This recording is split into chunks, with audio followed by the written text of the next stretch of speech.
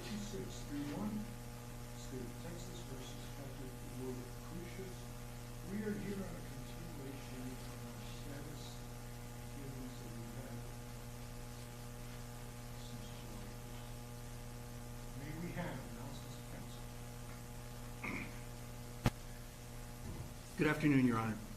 Mark Stevens, Felix Valenzuela, and Joe Spencer, on behalf of Patrick Cruz, is ready to proceed. Good afternoon, Your Honor. Justin Underwood on behalf of the Hoffmann family. We are present and ready to proceed. Sir, is there anybody here on behalf of the state of Texas?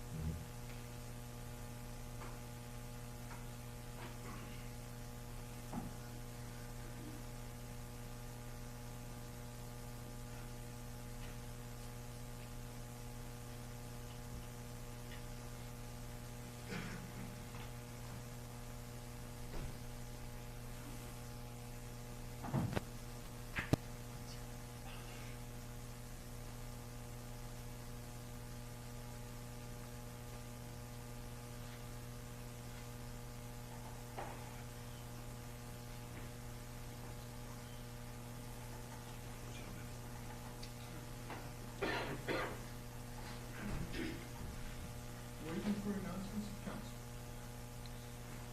Charles or Kyle Vance for the state of Texas.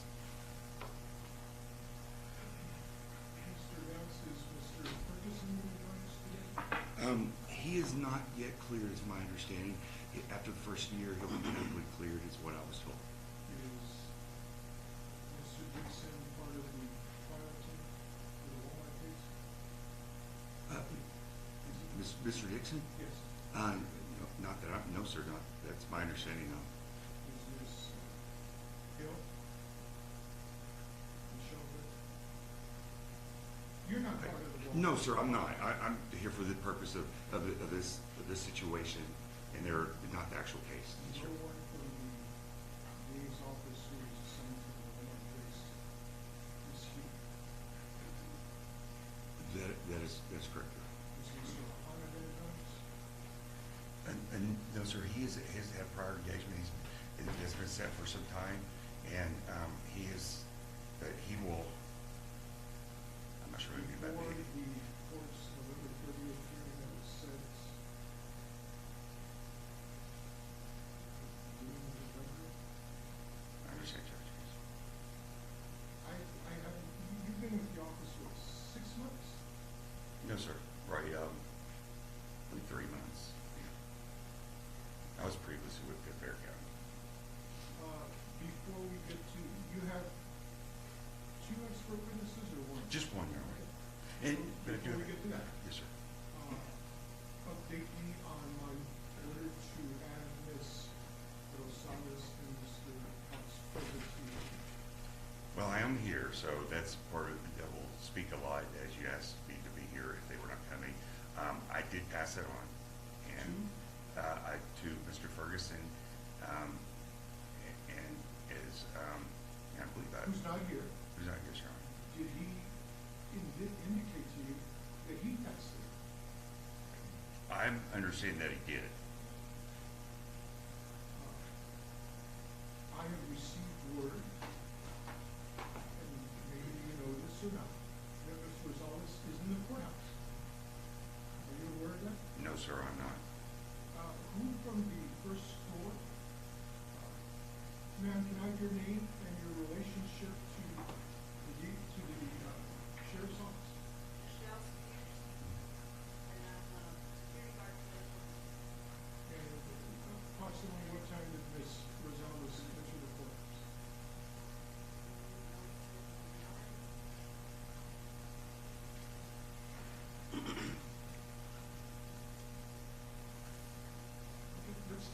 witnesses in here to be sworn in? And Judge, could we handle a housekeeping matter very Yes, sir. quickly? Our expert witness,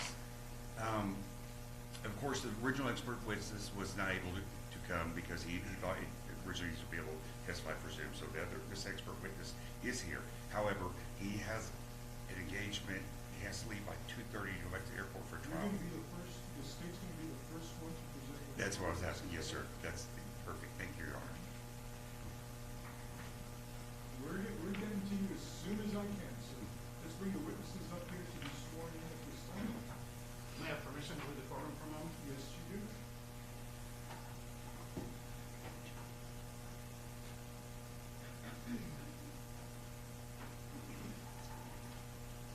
Gloria, I'm gonna need you to swear in these three witnesses. Raise your right hand. Mr. Dick, yes, sir. Oh.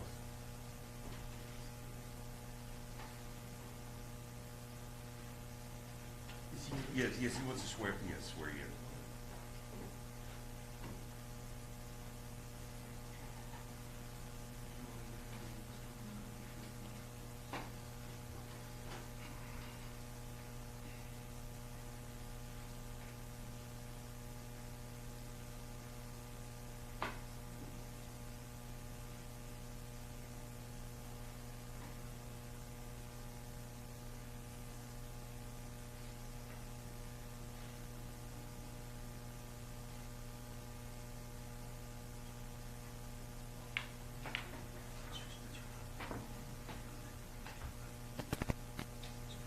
Gloria, explain what you're gonna do to the state.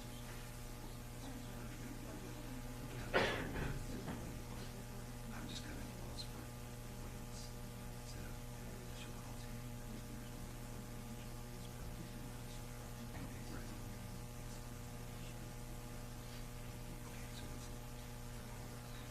Raise your right hands for me, please. Do you swear or affirm the testimony you're about to give in these proceedings shall be the truth, the whole truth, and nothing but the truth, so help you God? Starting with you, sir, Making sure, because normally when it's actually dog, I don't know how to figure out. Ladies and gentlemen, you've been sworn in as witnesses in this case, and the court is going to go through it. What that means is that while one of you is in here testifying, the others need to remain outside of the court. You are not to discuss your testimony with anyone.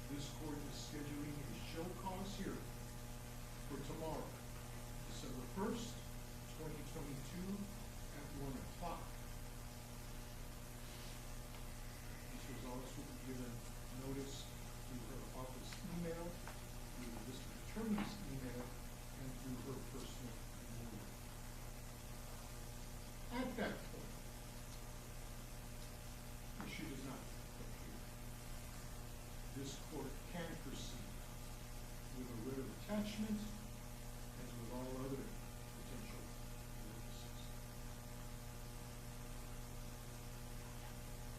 This is an abundance of caution by this court that it has never, ever had to do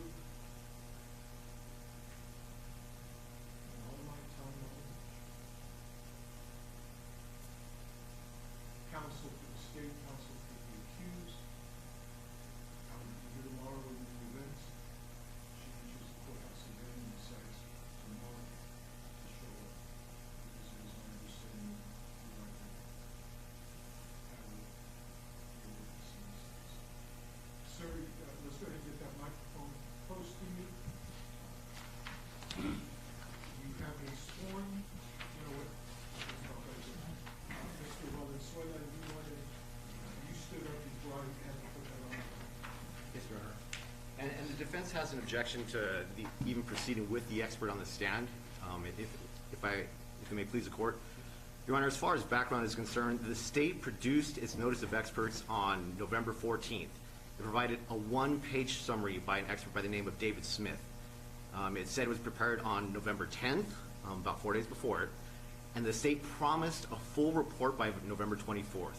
So that day I emailed them asking, well, can I have a copy of that summary you talked about? Can I have a copy of that report? Received no response. Then on November 28th, this past Monday, we still received no reports. And so again, I asked for a copy of the full report. I asked for a copy of the summary. The state finally sends me Mr. Dickey's report, who's on the stand, which is dated November 28th, Monday.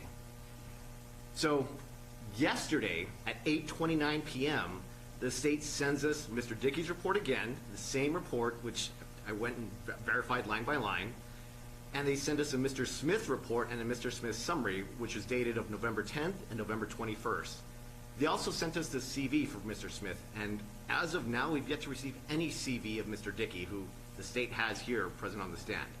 So we first object to the inexplicable late notice. We received the report last night, and actually about 3 hours ago, they filed a new report with the court. And again, that report was dated from the 10th of November, and the state is barely getting around to giving the court notice and giving us notice. And so we object to the late notice. Second of all, we object to the chain of custody. So Texas Rule of Evidence 901 lays out the process for authenticating evidence. And authentication is that the evidence is what the party claims it to be. And specifically for experts, that the experts were able to compare a specimen that the court found to be genuine. Here, Mr. Smith, he says that he can't testify to the chain of custody, that he received the file on October 13th from Mr. Cox. Mr. Cox has fled the jurisdiction, so we can't put him on the stand. And then with that sample or that file that Mr. Smith received, he then turned it over to Mr. Dickey. And so if Mr. Cox provided some file to Mr. Smith can't testify to the chain of custody. Obviously, Mr. Dickey cannot testify to the chain of custody either. So we can't testify as to the authentication or the originality of the file. So there's no proper chain of custody, and he violates Texas Rule of Evidence 901. And then finally, we believe that the state's experts are not qualified. And as a court, as I just told the court, we barely found out about Mr. Dickey on Monday night. And from Monday night, yesterday, we spent significant time investigating him, doing our own due diligence. We found he's not qualified. We have not obtained any CV from the state. We've not obtained any resume. They have not followed the proper rules of notice to us. We have some testimony that Mr. Dickey provided in the Darlie Rudier trial, where he says he has a high school education and he attended University of Texas Arlington for 2 years under an electrical engineering degree. It's not saying anything about any formal education or formal degree. He was excluded by a federal court, and that's in Dunlap versus Hood. The case for that is 307 CV 2147, and that was February 13th, 2009. And the court excluded his testimony because it didn't allow him to come in to give his opinions to the court. We don't believe that the state can put this expert on at this time. And further, we believe that Mr. Smith's report is also just wrought with tons of inconsistencies and tons of errors, and we believe that the state cannot produce that as well and should not be able to admit it into court. And so, Your Honor, we ask that the court should not permit the state to further just distract the court from the essential issues of today's hearing, and we ask that the court not allow the expert to testify. It is interesting to this court that the state of Texas needed 45 days to review an adjournment. And to file this morning, more information. I'm gonna have you respond, Mr. Vance, but let's take the expert who's not here. No, we don't intend to introduce it. Yes, he refused to come down because he thought he was going to be able to testify Zoom, and so we had to scramble. We found a expert witness, and he has excellent credentials. It's all, his CV shows thousands of cases he's testified in. There was no intention to give him late notice. It was just a situation of the facts of the way they handled, sir. You know what I mean? I And may be wrong, but you probably have as much notice as the defense team does. you're correct. Your Honor. And I did provide the CV just this morning. I did get it, and I just provided it to him. I understand it's a necessity of how it's played out. We did not have an expert that he would travel from Pennsylvania. So, The court's gonna make a finding that the first expert witness they discussed earlier is not gonna be considered by the court. The court is going to take your objection under advisement. Let's let Mr. Dickey testify. Let's examine him, and at the end of that examination, we will, if you wanna re-urge your objection, the court will make a ruling at that time. Sir, you have been sworn. Please tell us your name. Please spell your last name for us. Yes, my name is Barry Dickey. Last name is D-I-C-K-E. Mr. Vance, you may proceed. thank you, Your Honor.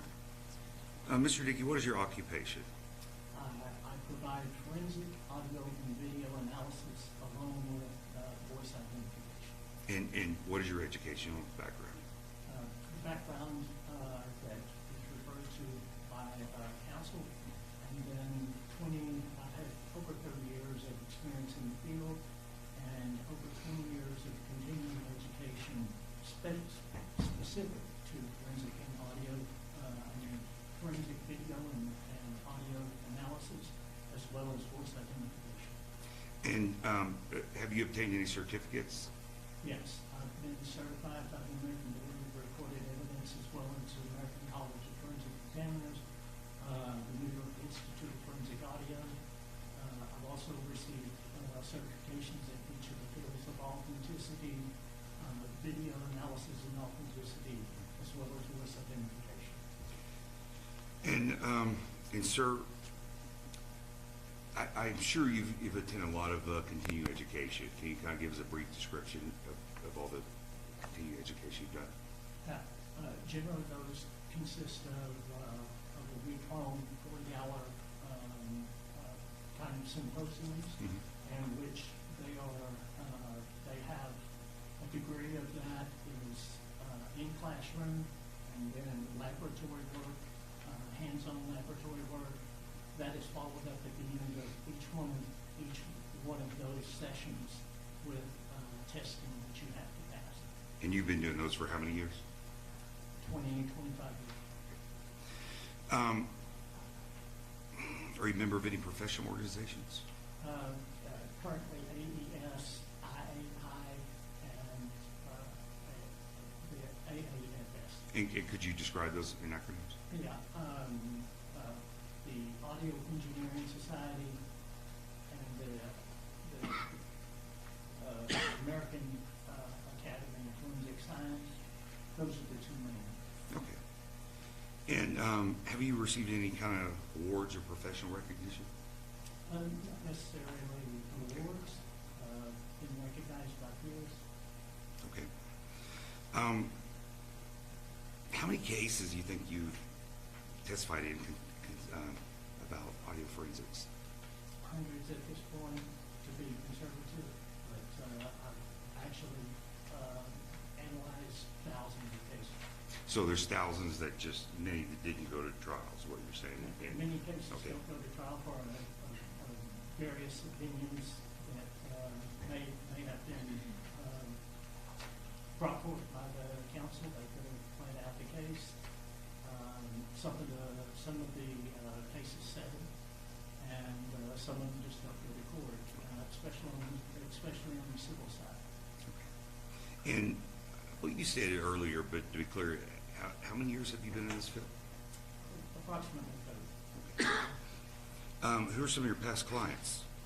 My clients include federal and state agencies, DOJ, DEA, Homeland Security, state and federal attorneys that are both for the defenders as well as prosecution, insurance agencies, private attorneys, just the gamut of the field that requires analysis. And certain evidence has been presented to the court for this hearing, specifically involves audio recording, or rather, I should say, 3 recordings. What was the purpose of your examination of those audio recordings? It was the analysis of the authenticity or the reliability of those recordings. And we object to that testimony, Your Honor. It is the legal opinion to determine what authentication is or authenticity. It's up to the expert to testify as to originality or where you received it. But as far as authentication, we believe that that's the court's determination.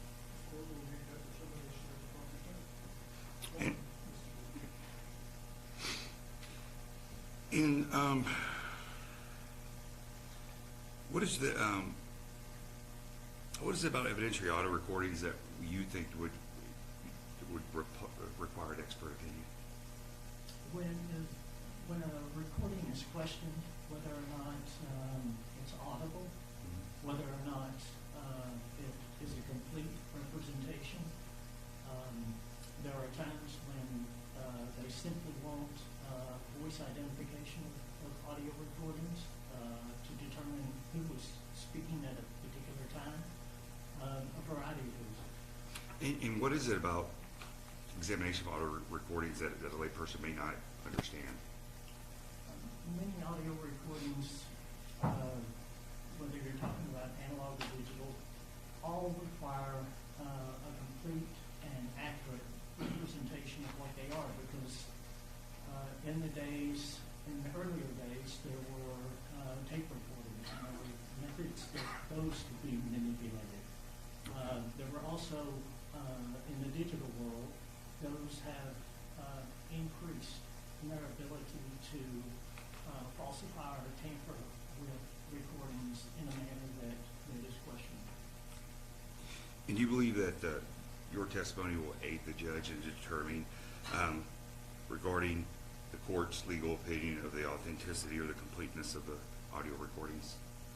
In my limited view of the entire understanding of the case, the information that I can provide would certainly provide a foundation for this aspect of what I would testify to. And have you examined audio recordings that are at issue in this hearing?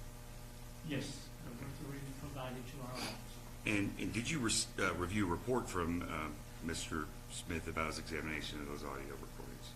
Yes, I did briefly review his report. Okay.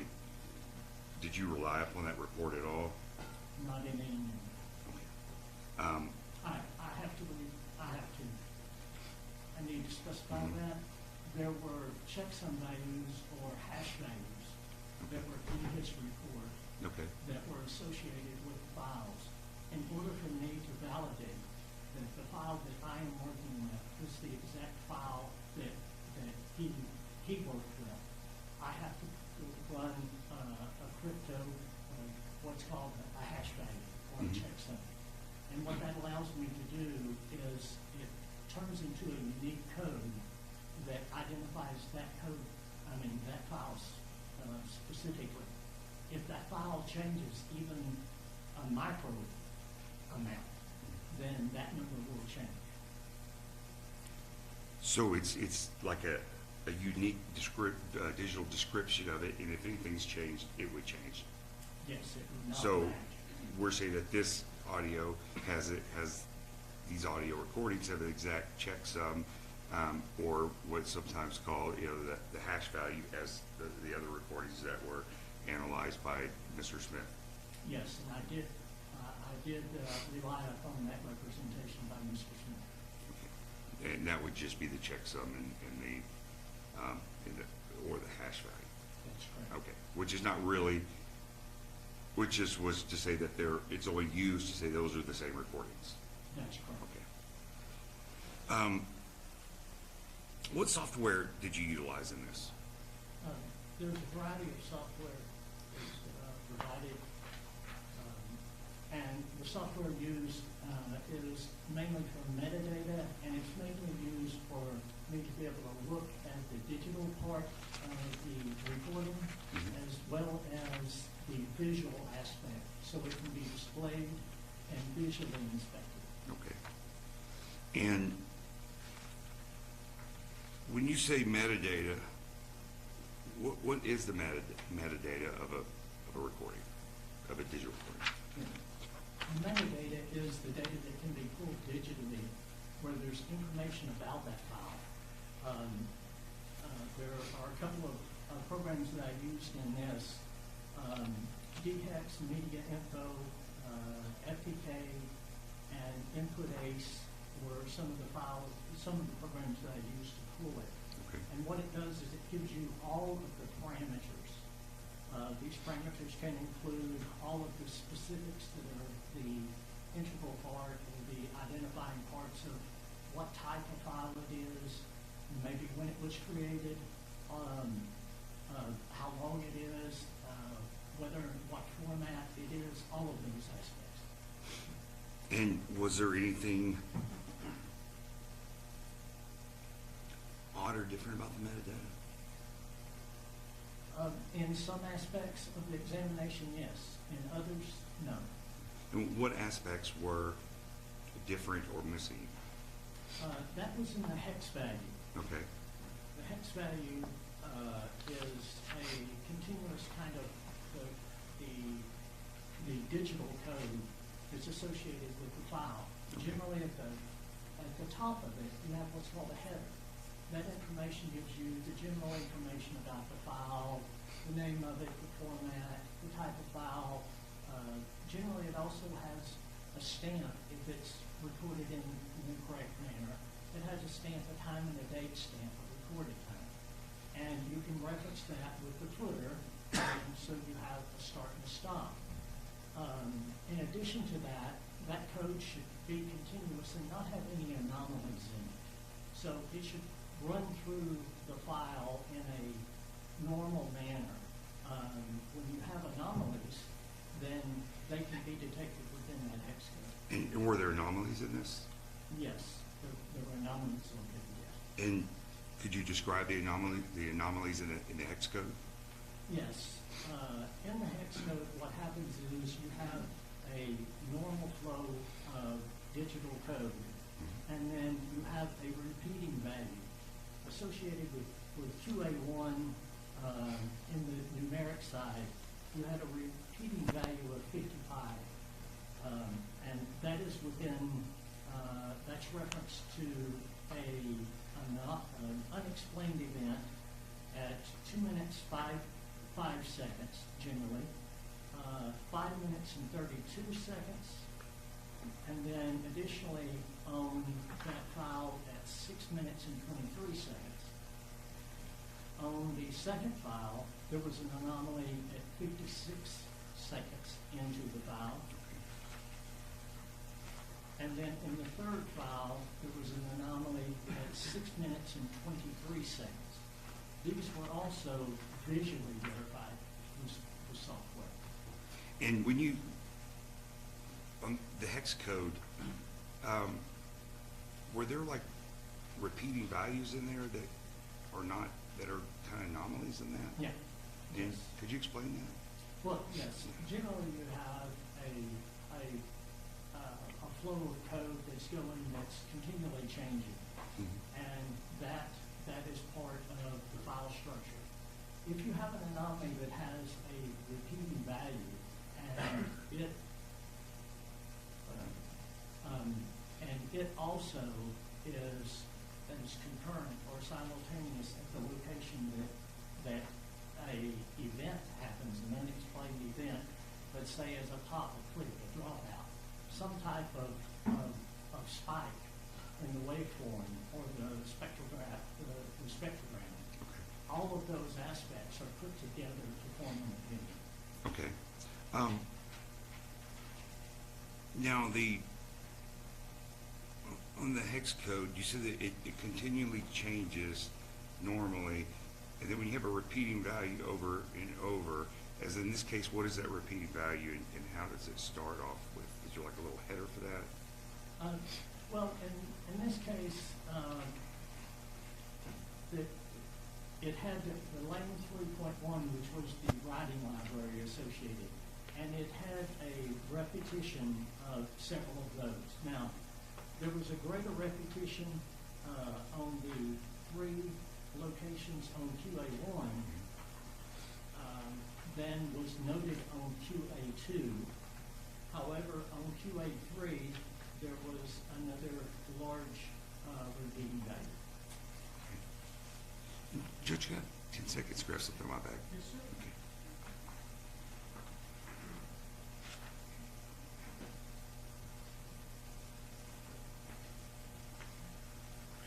Just for the...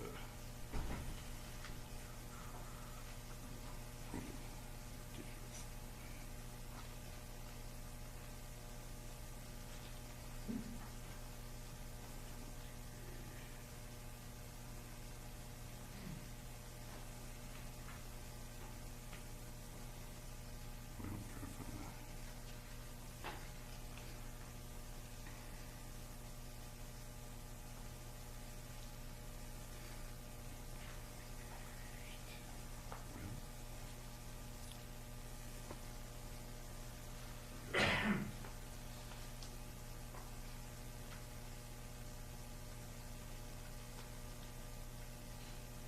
Okay.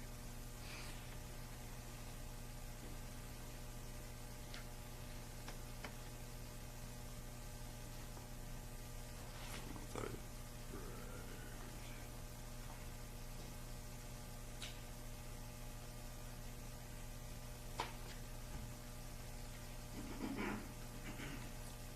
Okay, I'm ready, Judge. I apologize on that. Now, specifically on QA1, that was from which audio recording?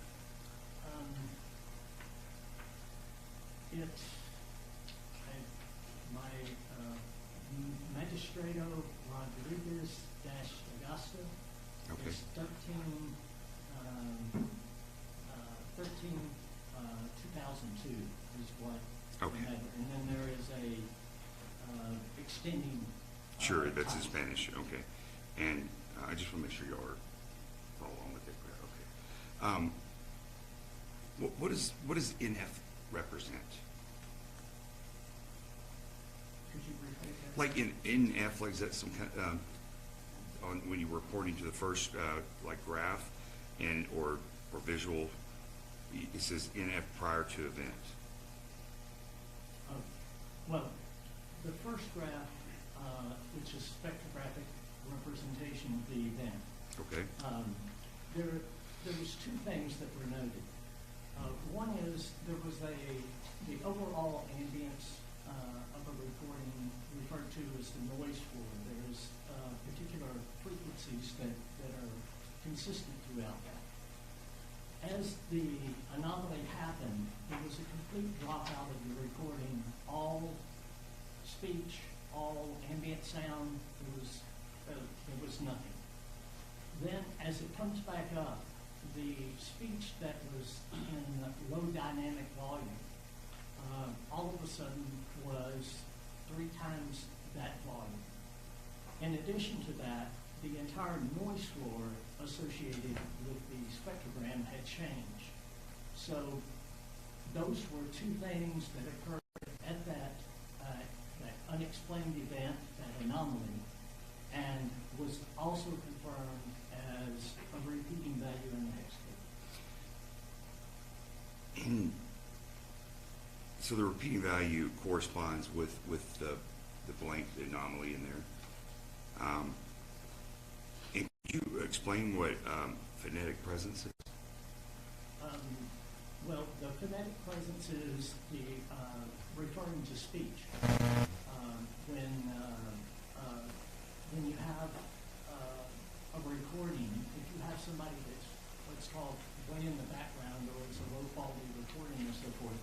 it's kind of muted, it's hard to hear, it's hard to distinguish and understand what's being said. And then the phonetic presence, the increase in it, it would be easily understood. It would be as if you could hear every word that was being said. And what could cause a change of phonetic presence to an increase or decrease? In this particular case, it's unexplained, but what could cause one? Someone being outside a door and then opening the door and walking in would completely change that dynamic. So in this one, the noise floor is different after the anomaly, and the phonetic presence is much different after the anomaly. That's correct. And the phonetic presence, if I got this corrected, like you said, it is the actual the ability to hear the voice. And that would be this one is with the second party, which is a male. That's correct. Okay.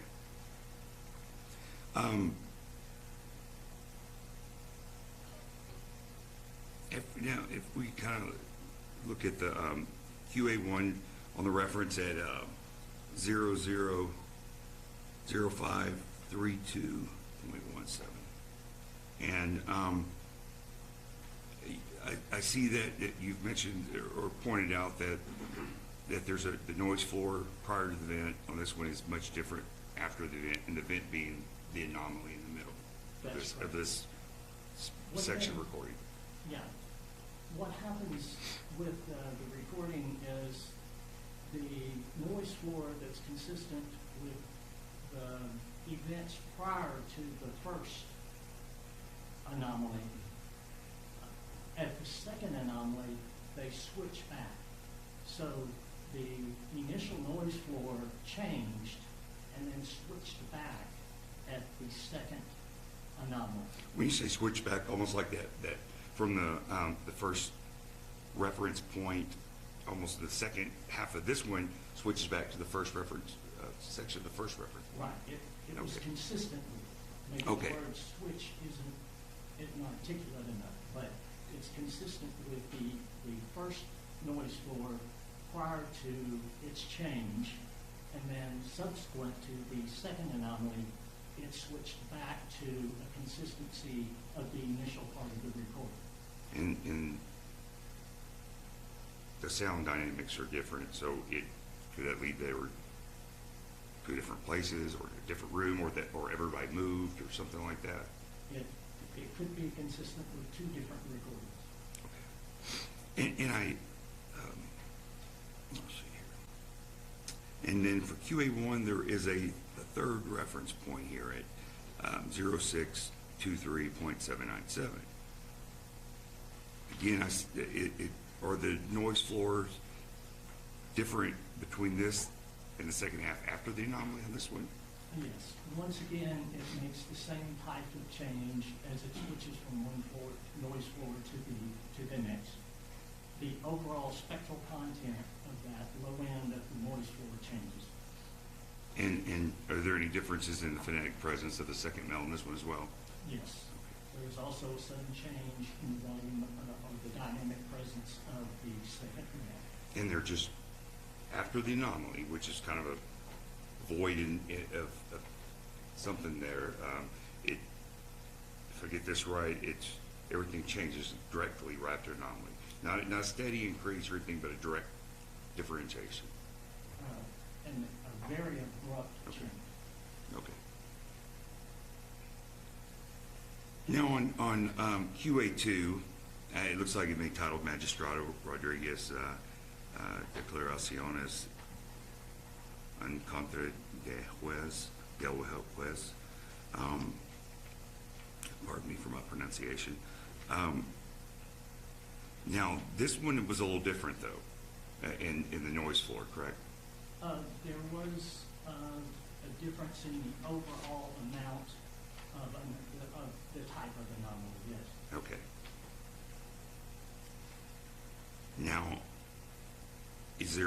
this one contains an anomaly too? Yes. And again, these anomalies, did they line up with the anomalies in the hex code? Yes, they did. Okay. The difference in the second recording is there was not a change in the noise floor subsequent to the, following the anomaly. And nor change in the low-level phonetics? Right. Oh, they're both, okay. All of the speech Okay. remained consistent. Okay. Now, on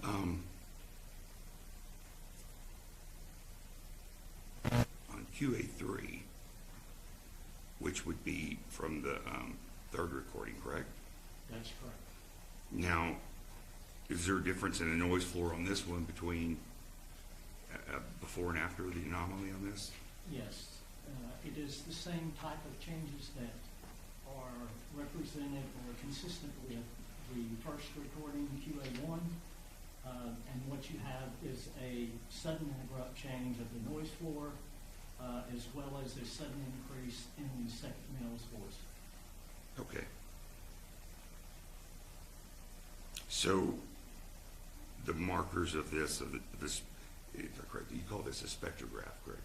Yes, Okay, so they're, the dynamics completely change after the anomaly again. The noise floor, as well as the phonetic presence of the second party. that's correct. Okay.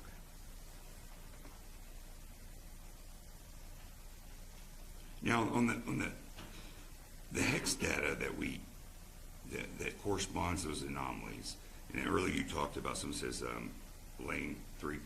Could you describe that? What? That's just a writing library that was referenced from the metadata that was pulled associated with each of these files. They all were from or consistent with a common recorder. Okay. So it does appear they're done by at least the same, is it by the same device or similar device? The same or similar. But is there any way to tell if it wasn't other than having possession of that device? No, you would have to have the device run what's called exemplar testing, and then you could compare that to the subject recordings and make a determination. And again, going back to the hex data here on the QA1, they had the first one, 0205.646. Now, the part where you start seeing a bunch of U's over and over and over in lane 3.1 that you talked about earlier, those correspond, again, with the anomaly in the tapes, where there's a... Yes, in the hex code, it corresponds time-wise at the same point in the file.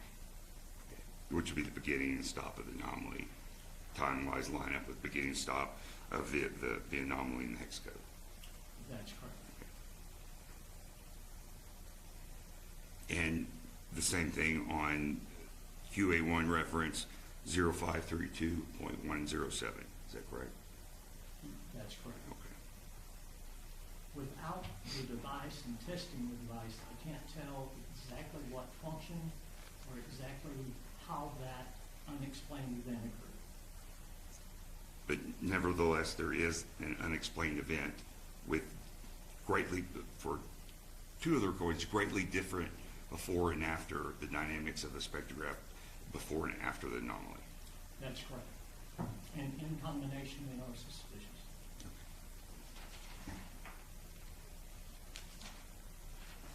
And on QA3, I would assume all the anomaly in the hex code lines up as well on the anomaly on the spectrograph, is that, or the recording? That's correct. Okay.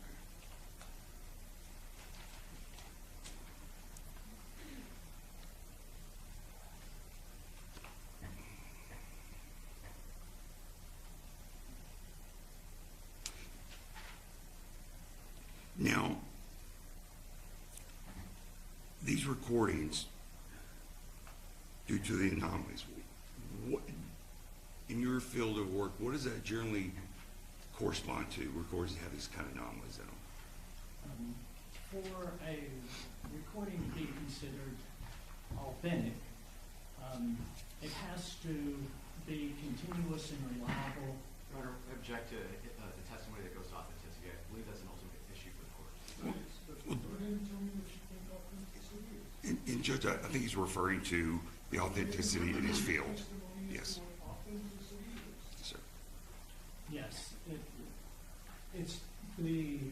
evaluation of whether or not a recording is continuous and reliable without any discontinuities to it or unexplained events, and the recording represents the events in the manner that they're purported to have occurred. So what you're basically saying that this is, in your field, that is what you would consider authenticity, not necessarily in the legal field. That's, I would. Well, I mean, it's what. I would have to defer to that.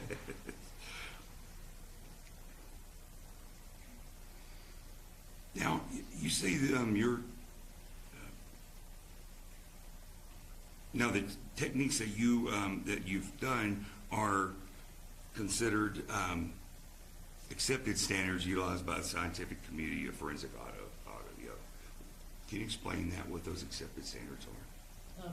Those standards have been developed over many years. They initially were developed back from Watergate when the tapes were examined. Back, the FBI had a set of standards that they developed. That was analog tape. Now we have digital recordings. Since then, the same processes have been developed in order for a kind of standard and accepted set of evaluations to be performed in order to evaluate a recording and to determine whether or not you could authenticate it or not. Okay.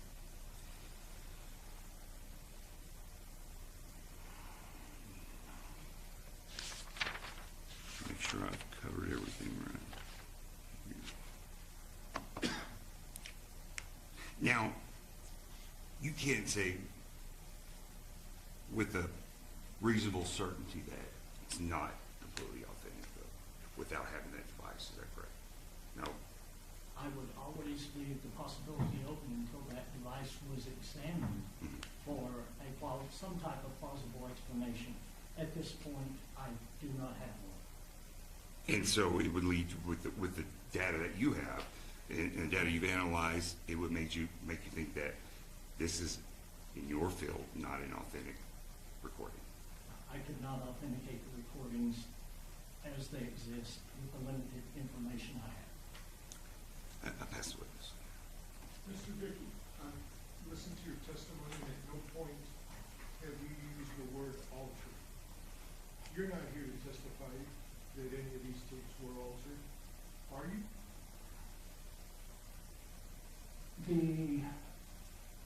The word altered in the way that you're using it would mean that there was a basis for a purposeful known act that may have occurred either prior to or subsequent or during the recording. That's right. I can't. You're not saying that, are you? I can't speak to that. The state of Texas, in their filings, characterized these tapes that an expert was going to testify to as being altered. That was the header in their filings. You're not here to say they were altered. You're talking about anomalies. Unexplained anomalies. And there can be some explanations for anomalies. Going through a door, like you said earlier, somebody being on one side of the door and people going to another room. Yes? That's correct. The subject getting closer to the recording device, speaking louder.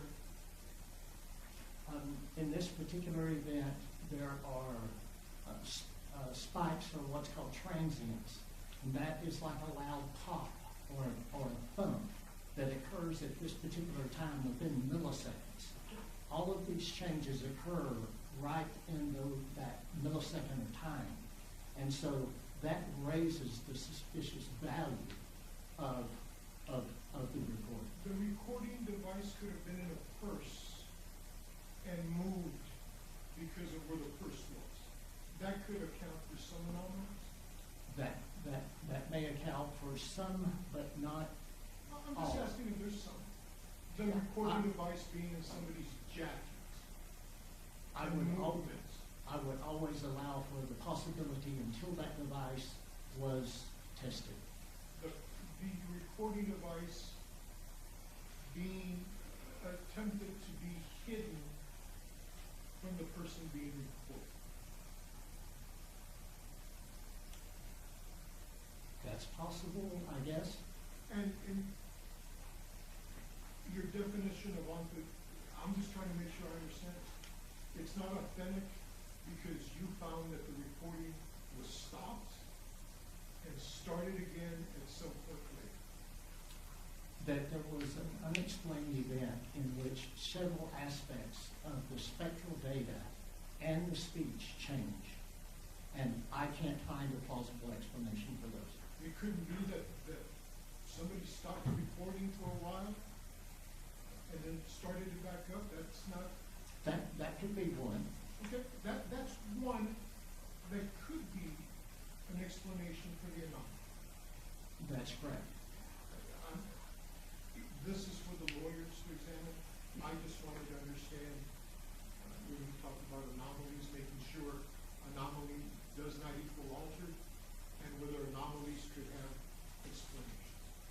Mr. Valenzuela, you may proceed with your examination. Thank you.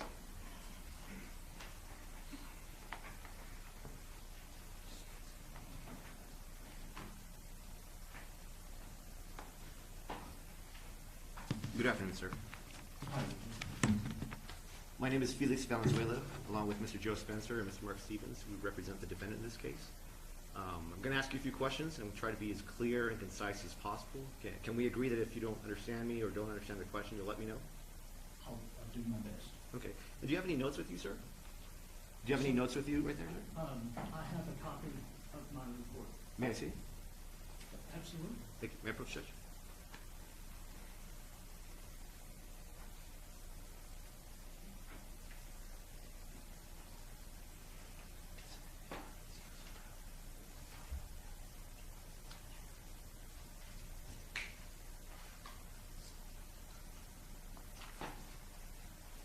Do you have your file with you, or is this the only report?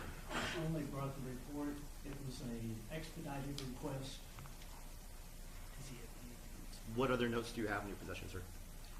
Not in my possession, I have none. Okay. Did you make any other notes that are not in your possession? I want to stipulate that. I do have a copy of the files that were provided to me on a USB drive, Okay. but no notes. Okay, and let me be clear about that. You weren't given USB drives, is that correct? That's correct. You downloaded the files onto your computer, and then you transferred the files from your computer to the USB drive, is that correct? To Brian here, yes. Okay. And did you preserve the read-only status of the files such that the metadata would not change? Yes. Okay, and how did you do that, sir? When you transfer the file, you would lock it in a folder and pull it across and then run a hash name and check on it. Then when they match, you have a exact copy. And so you compared the hash from Mr. Smith's reference point to what you downloaded and also to what was on the USB, is that correct? Yes. Okay. And so let me step back and ask you a few questions. Sir, would you agree with me that experts should not be advocates? They should never be. Okay. Would you agree with me that experts should be neutral? They should always be. Okay. And an expert testimony should not change based upon who hires them or where they testify. Would you agree with that?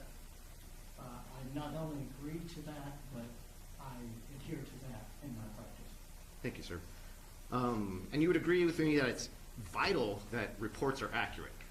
Would you agree with that, sir? Could you restate that? Would you agree with me that your expert reports, it's vital that they be accurate? As accurate as possible, yes. Okay. And it's vital that they be as free of errors as possible. Is that correct? Given that, I mean, there might be a typo here or there. Yes. Okay. And the reason why is because in a criminal proceeding, people's lives depend on your reports. Would you agree with that, sir? At times, that's true. Okay. Now here, you communicated with the state. Is that right? Yes, I was contacted by the state. Okay. You never talked to the defense lawyers at all. Is that right? I have never spoke knowingly with any opposing counsel. Okay. So this is actually the first time we've ever met. Is that fair enough to say? Yes. Okay. And you're paid by the state. Is that right? Yes, You're paid for your analysis. Is that correct? that's correct. You're paid for your testimony here. Is that right? That's correct. And your travel is being paid as well? Yes. That Okay. will have to be reimbursed. Okay. Let me ask you about your report. So you do provide the SHA 512 hash for the 3 files, is that correct? Yes, I do. Okay. Now, when you provide that hash, what you did is verify that the hash that Mr. Smith gave you is the same hash from the file that you downloaded, is that right? That's correct. That says nothing as to what the original hash from the original file at the original recording were, is that correct? I could not dispute that. Okay. You have no information about the original hash value of any recording, is that right? Any of the 3 recordings? Not prior to Mr. Smith's possession. No, I do not. Okay, so whatever format, whatever degraded quality he had is the same thing that you have, is that right? That's correct. Okay. And so you cannot testify to the chain of custody of the files that you investigated, is that right? I'm not testifying to the original chain of custody, no. And you're not testifying to your chain of custody either, is that right? I can testify to my part, my transfer to our lab, and then subsequent to a USB drive, but not prior to that. Okay. Okay, so you can't testify from the chain of custody from when the recording was originally made to right now in your back? That's correct. Okay, thank you. And you're aware of the term confirmation bias, aren't you? Loosely. Okay. Would it be fair to say that confirmation bias is a way that scientists prevent their views, their analyses from being altered due to irrelevant factors? Yes, I would agree in general. Okay. And for example, a confirmation bias would be if you read Mr. Smith's report and then you did your analysis, kind of thinking of where he saw anomalies and where he did not see anomalies. Is that fair? That would be fair. Okay. It's not applicable to my procedure here. Okay. Did you review Mr. Smith's report before or after your own analysis? I didn't actually review his entire report. The reports of his report, I breezed through. I looked at what was kind of there to make sure I wasn't overlooking something that was unique or something that was vital for my information. My main purpose of his report I utilized was to check some value, the hash value. Okay. So let me ask that again. Did you review Mr. Smith's report before or after you did your own analysis? I looked at it prior to, and then I looked at it afterwards when I compiled everything. So you reviewed his report twice, and your analysis is stuck in between those 2 reviews. Is that right? Yes, but the first was a cursory review except for the checks on value. Okay. I'm sorry. If I like we agreed, if I'm not being clear, let me know. That's my fault. So you would agree that you reviewed his report before you did your analysis, and then after you did your analysis. Is that fair to say? That's fair. Okay. Now, in your first paragraph under the overview, you say that you received the files from David Smith on 11/21/27. I mean, obviously a typo, correct? Yeah, obviously. Okay. It was actually 11/21/22, right? 22. Okay. And you say that established standards were utilized as applicable. What established standards did you refer to exactly, sir? If you're referring to at that point to validate that the files, the download was an exact match. Are you aware of the Scientific Working Group on Digital Evidence, the SWGDE? Yes, sweetly. What is that, sir?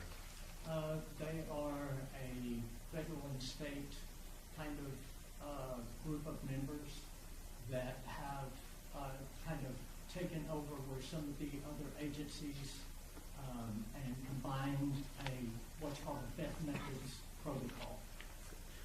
So it provides kind of a step-by-step or more of a general outline of how to analyze audio evidence. Is that correct? Yes, Okay. I agree with that. Okay. And you would agree that you did as best as you could to follow these best practices in this case. Is that right? Yeah, with the limitations I was given. Okay. Limitations being you just got it recently and it was expedited. Is that right? No, also that the limited amount of information that came with the recording. And by that, do you mean the metadata, or do you mean hash value, or what other information do you expect with the recording? Any other type of representations about how the recordings might have been made, the type of device that was utilized, and whether or not that was consistent with what the file structure was I was looking at. Okay. Did you ask for that information? Yes, Did you ask from that information from the defense? from the defense. Did you ask for any of that information, the file structure, the device type, which you just asked for? Did you ask for that from the defense? And the defense you're pointing to, Just, yes, us three lawyers here. no, I personally did not reach out to you, no. Is it fair to say you only reached out to the state when communicating at all in this case? Is that right?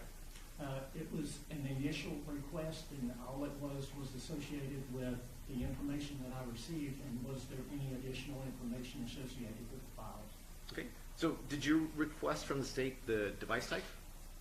I requested if there was additional information associated with the device. So it was the device type. Was there any representation by who supposedly purportedly made the recordings, the methodology that they would have made it? And I asked if any of that was available, or if there was any record of it. Okay, so let me ask you about the software that you utilize. You say that you utilized the DHEX. What was that for, sir? DHEX is it's one of the ways that hex value can be located precise to time.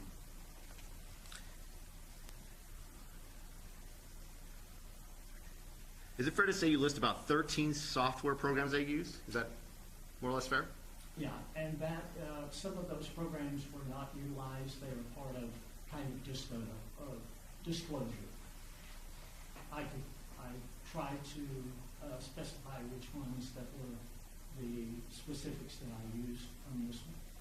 So, I mean, your statement says software utilized for examination includes, and then you list those 17 software.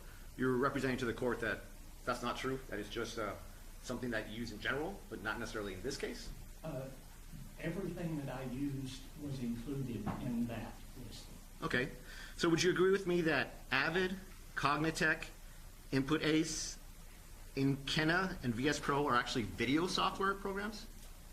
But the video software also has an audio component. Input Ace allows you to specify a specific point and then pull it up using DHEX and matching that specific point down to the millisecond in the code, so that you can look where that code is.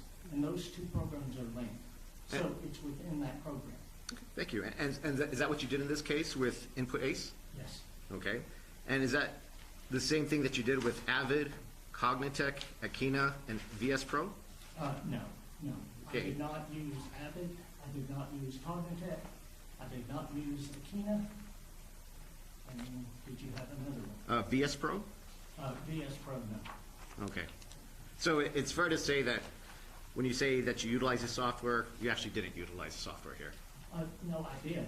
It's just that is a listing of software in general that's used for all of those. If you notice, that also refers to individual frames and images, of which don't apply to necessarily this particular text. I think what he's asking is you listing a lot of different things that you usually can use, but you only used one that was video, primarily video. The other ones you didn't use in this case. No, I used several of them, but he has specifically denoted the video aspects of the ones that were listed, and I tried to clear that up. There's some that are listed that you did not use. That is correct. Can you tell them which ones those are? I just went through that list. So you use MATLAB, is that correct? A portion of MATLAB, yes. Okay, MATLAB's actually a programming language, isn't that right? It's also got toolboxes. It can do visualization. Okay, so did you do any drafting, any algorithms that you created? Not that I included in the report. Okay, and you list that one of the software you used was Adobe, but it's fair to say that Adobe's not software. It's a company that has various platforms. And has a variety, and no, it was not part of the evaluation. Okay, and you also list Sony SF, but is it fair to say it's actually SoundForge, which isn't Sony anymore? Sony SoundForge was taken over, as you point out, by another company. It is known in the forensic world as Soundforge or Vegas. I think both of those are listed there. Okay. And you also list Axon Pro, but Axon is actually a brand, and it's actually a body cam company. Is that right? Axon actually is, and I guess I can go into this. Axon is actually Input Ace now. They have been acquired, and they are part of their entire platform. So Axon is actually Input Ace. Its parent company, I guess now, is what I would call that. Okay, so even though you list both, it's actually the same thing. Is that right? That's correct. Okay. And for these three, I guess, images at the bottom of the metadata, did you use media info to output that? If I could see what you're pointing at. May I approach, Your Honor? Yes, sir.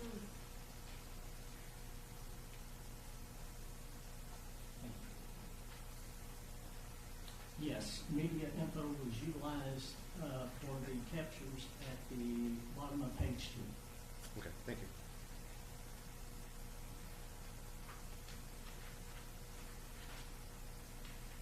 Now, would you agree with me that this is not providing an accurate representation of the files? I don't know that I can agree with that. Okay. Let me ask you. So for the first one, for QA1, it says duration 45 minutes. I'm sorry, 46 minutes.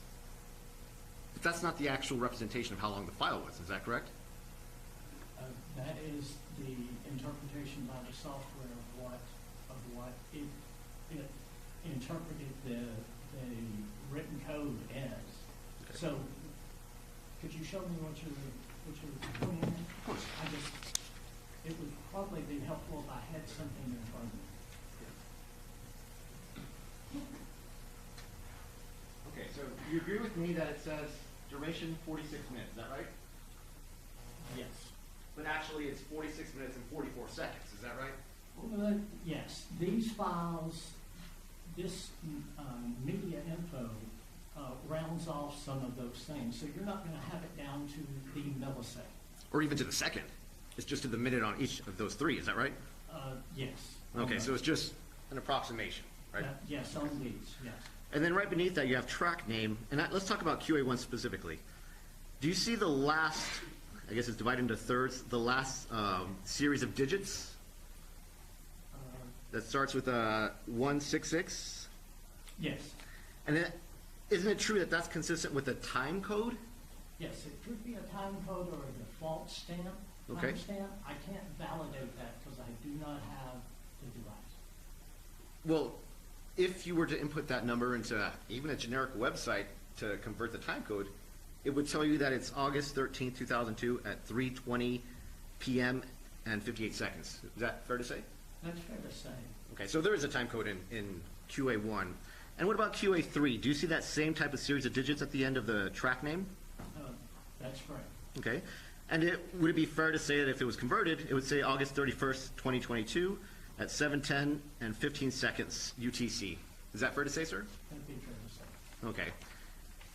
Now, on the next page, you talk about what you actually did in this case to analyze the data. Is that fair? That's fair. Okay, so you list quantization level, bit depth analysis, DCOS, and quite a few others. Is that right? That's correct. Okay. So I'm not an audio expert, and so I'm trying to keep up with you, but can you explain in layman's terms, what is quantization level bit depth analysis? What that would be is to validate that the recordings in question, many of these require that you have the device to create exemplars and be able to compare an exemplar to much of the recordings, okay? So many of these could not be, they weren't applicable because of the fact that I could not create the exemplars of which I refer to at the end of the report. End of the report. So it's fair to say that even though this says you used each of these, you actually didn't use each of them. Is that fair? The ones that were available in this particular analysis, with the given information I was given, I utilized. So, I'm sorry, I'm just trying to be as clear as possible. Is it fair to say that even though this report says you used each of these, you actually didn't use each of these? Is that fair? I did in a limited capacity, even where I could not compare them from the original so-called or purported or represented device, because within the metadata, you will see that there's a bit rate, there's where you have variable bit rate on all of the recordings. You have the same writing library on all of the recordings. You have the same file format, all of those things. And some of those things, the sampling rate and everything, that plays into the quantization of whether or not those things are similar or not. So, but individually, I can't tell you. Okay. Objection unresponsive, Judge. We can ask you again, sir. Is it fair to say that even though you list just a plethora of different procedures, you did not use every single one of them? I looked at them. Some of those turned out to be not applicable. Yes, sir. Did you use all of them? I used every one that was available. Did you use all of them is what she's asking you, sir. That they were, no, some of them were not available. Thank you. Thank you, sir. That's all he wants to know. What software did you use for the analysis in each of these? So, I mean, it does list the analyses. If it's helpful, you can go to the first one that you actually used and tell me which software program you used. Okay, if you're looking at page 3. Yes, sir. Thank you. That is isotope, and that is a spectrographic representation that was captured out of isotope. Okay, and that's specifically to the quantization, or which procedure you're referring to, sir? No, that's spectrograph. Spectrograph, okay. And for the next one, for noise floor evaluation? Now, also within that, there was a waveform evaluation. I did not have time to include all of my work within this and to meet the deadline to be here to testify. But So, you did do a waveform analysis? Yes, Do you have that, sir? I don't have it with me now. I can provide it to you with given time, yes. Are you relying on your waveform analysis for your testimony today? Yes, I am. But you have not provided to the court, you have not provided to either counsel, is that fair? I did, what is provided here was a fair representation. What I did not get to do is include all of the data that I had to go through to get at my final conclusions. So it is, if you're asking, is the waveform in this report? No, it's not.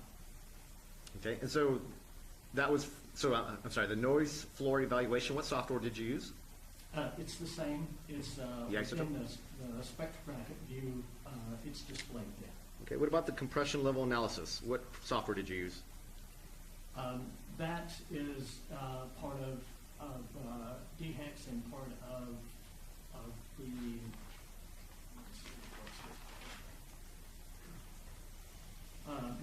media info. Okay. What about modified discrete cosine transformation? What software did you use for that, sir? Media info. For electronic network frequency analysis, what software did you use for that, sir? I utilized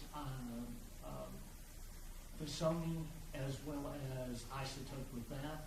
However, there was that parameter was not verifiable in these files. By Sony, you mean SoundForge? Yes. Okay. For the spectrographic analysis, what software did you use for that, sir?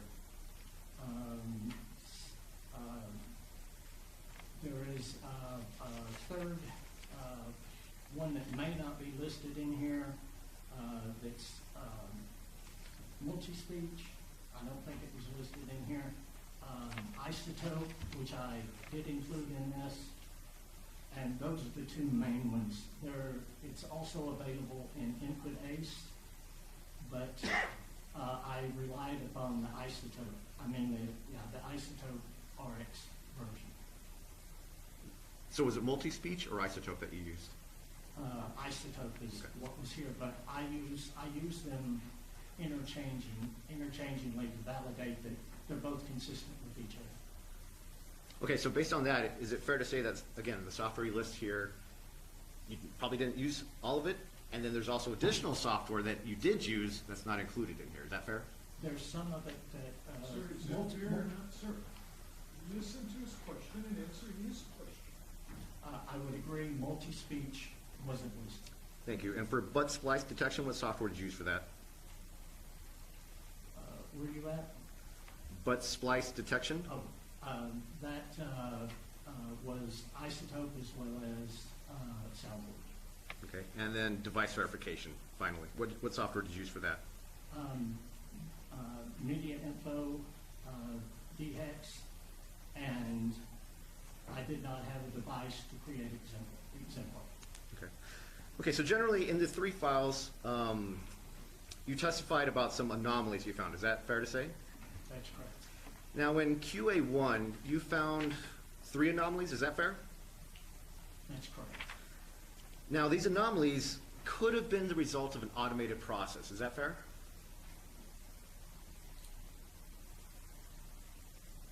I just could not agree with that. Okay, Without additional information, that would be,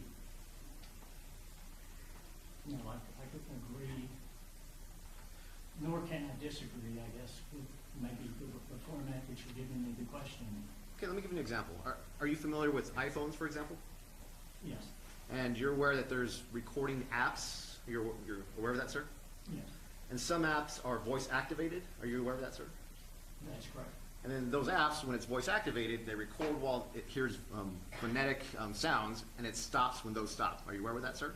Yeah, that's correct. And then it starts again when there's more voices that appear, and it's recording. Would you agree with that, sir? I would agree with it with a limited basis that when you have voice activation, you generally have an amount of silence that occurs prior to that device going into pause mode. And during that period of silence, when they're in any speech, then you would have the overall ambient level present during that level, and then it might shut off. But prior to that, it's not going to just shut off immediately after speech. So,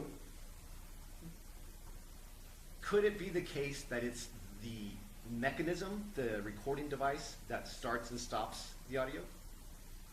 It's possible that there's some artifact with some piece of either app or device. It is possible. So it's not necessarily the case that an individual, a human being, changed the audio. It could have been done by the app, it could have been done by the recording mechanism, by some mechanical process. Is that correct? Yes, Okay. that's possible. I want to talk to you about QA3. In your spectral analysis, you list that the anomaly is at about the 3-minute mark. Is that fair?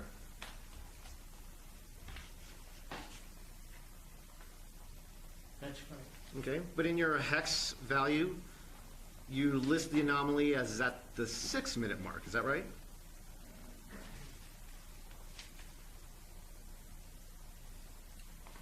That could be a typo. It looks like the typo was from the anomaly from QA1, which is 623, and then QA3 was 623 as it was being duplicated and then inserted, and that's a typo. So it's wrong, correct? It is a typo. I'm sorry, sir. I'm trying to ask as clear, as simply as I can. It's wrong. Is that correct? It is not the correct number at the top. Objection unresponsive. It is not the correct number for QA3. Is it fair to say that you found 5 anomalies in total in all 3 files? That's correct. Okay. And is it fair to say that all those anomalies were within the first 6 minutes of any one file? I would agree with that. Is it fair to say that some of the files are about 46 minutes, 25 minutes, 38 minutes? Is that fair? That's fair. And so in the rest of the file, you found no anomaly for each one of the 3 files. Is that correct? That's correct. Okay. Now, in your, I guess your final page, You say that the lack of continuity and the simultaneous change in spectral data speech dynamics are suspicious. But it's fair to say that you can't speak to the intent, right? I can't speak to intent. I can just speak to the combination of changes at that millisecond, all at once, raises the suspicion as to the integrity of the recording. Okay. And, okay, since we already agreed that it could be based upon the device, it could be based on the app, why there's anomalies, it could be the case that the device recorded the event as is, even though there's a start and stop. Is that fair to say, sir? I couldn't agree with that because I don't have a device to analyze. Okay, and the state provided no device, the state didn't even hint at a device, right? No. Okay. There was no device available. Okay, so is it fair to say you can never make that conclusion in this case because there's no device? I would agree with that portion of your statement. Okay.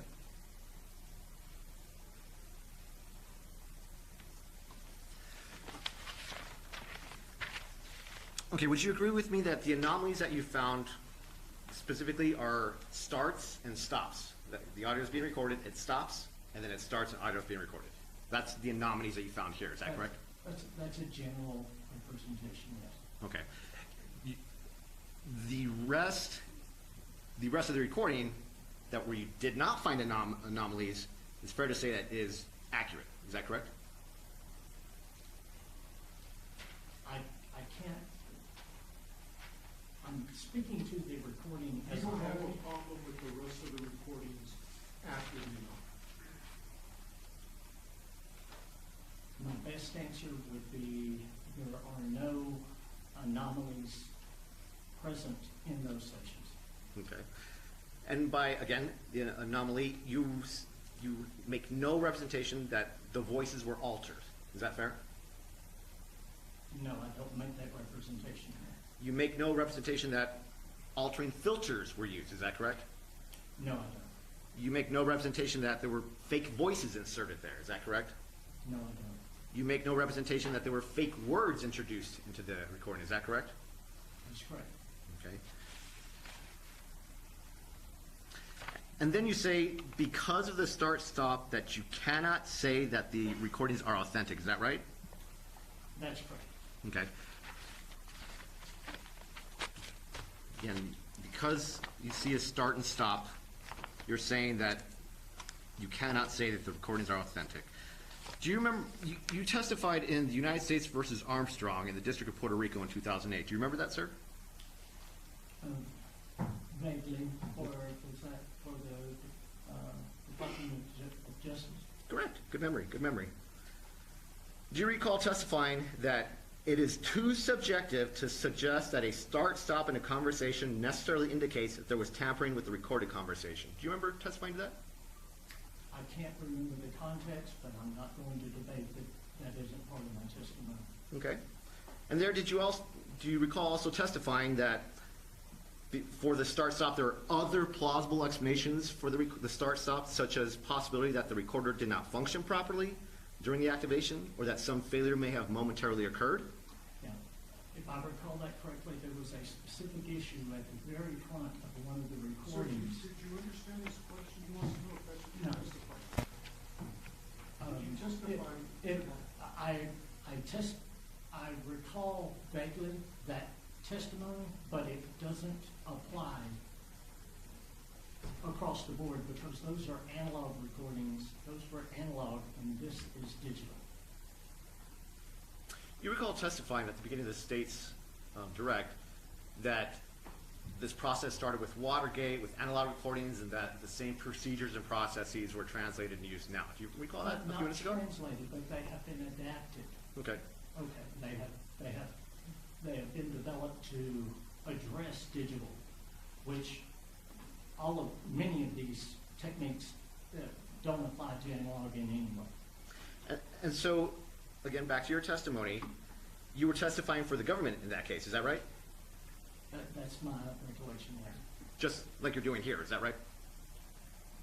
Correct. Okay.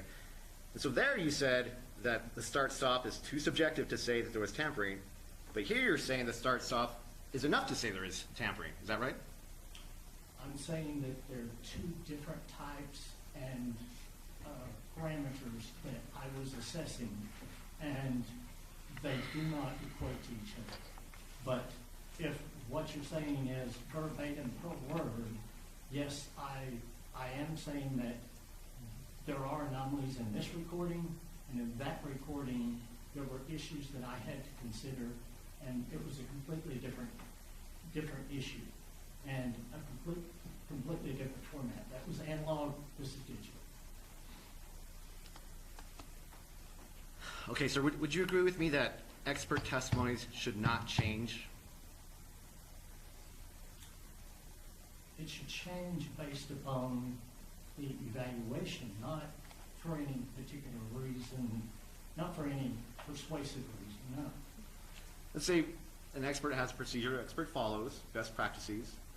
If they follow that same scientific method, they should be led to the same conclusion. Is that fair to say? That's correct. Okay. And so would you agree with me that experts should be neutral? Yes. Okay, and so testimony should be the same whether it's a case in Puerto Rico or a case here in Texas. Is that right? That's correct.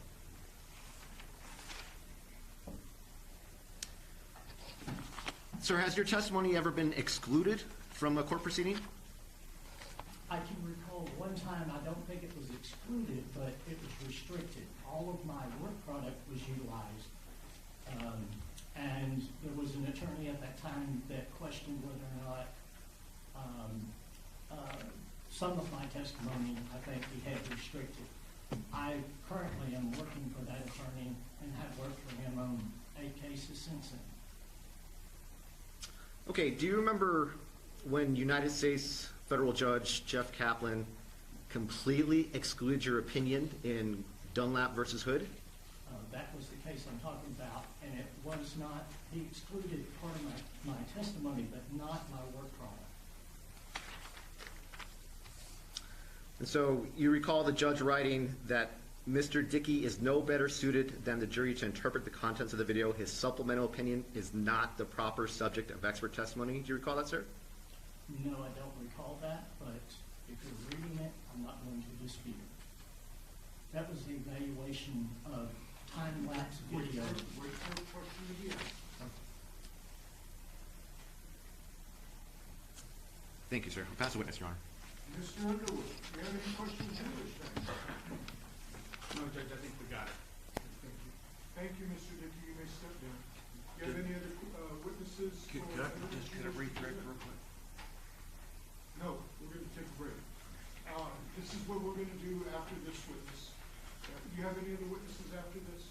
No, Your Honor. Okay. The court's procedure was going to be to let the state put on their evidence, and then after they finish putting on whatever evidence they want, to let the Mr. Underwood put on evidence. However, the court's cognizant that there may be some common witnesses that both sides would want to call. So during the 15-minute break, discuss whether the way I want to do it works for everybody, or you guys work on the way that happens. We will stand in recess for 15 minutes. We'll be back in the courtroom at 2:45, where you can finish your redirect, Mr. Dick. All rise.